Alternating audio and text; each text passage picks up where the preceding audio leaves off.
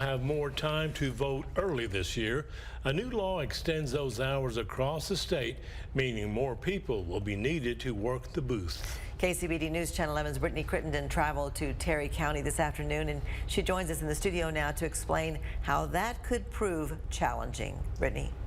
Well, Karen and Abner, poll workers are used to working early voting locations from 8 to 5 on weekdays. In Terry County, they make $13 an hour with 3 to 4 working at each location. Now, with these additional hours, election officials will have to find more workers and more money to pay them. Some things that work for larger counties don't always work for smaller counties.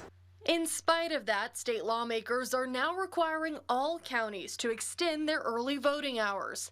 This November, the main early voting location must be open for 12 consecutive hours on the last 2 days of early voting. Next year, for the primary and general election, the main location must be open for 12 hours every weekday the last week of early voting. Plus, it must open for 12 hours the last Saturday and 6 hours the last Sunday. We're already start looking at primary, like who's going to be available, what hours are we going to need to fill more people in, where are we going to do less, how are we going to move some people around.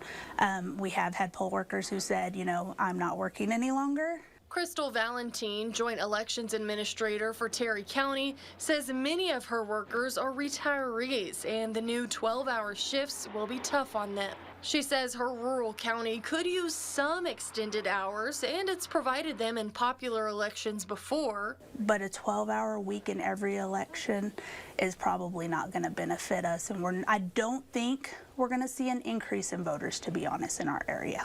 The additional hours means the county had to up its election budget for next year by more than $20,000. Valentine says the money for additional workers could have been used for other projects or could fall on the taxpayers. The state provides some funds to help offset expenses. Chapter 19, that funding is there. It does help a little, but it's not the county's gonna take on the burden. While filling the positions could be a challenge, she hopes people will step up to the plate. Being involved will give you an insight of what's really going on. It gives you a chance to serve and give back to your community, and gives you insight on really how your government's working.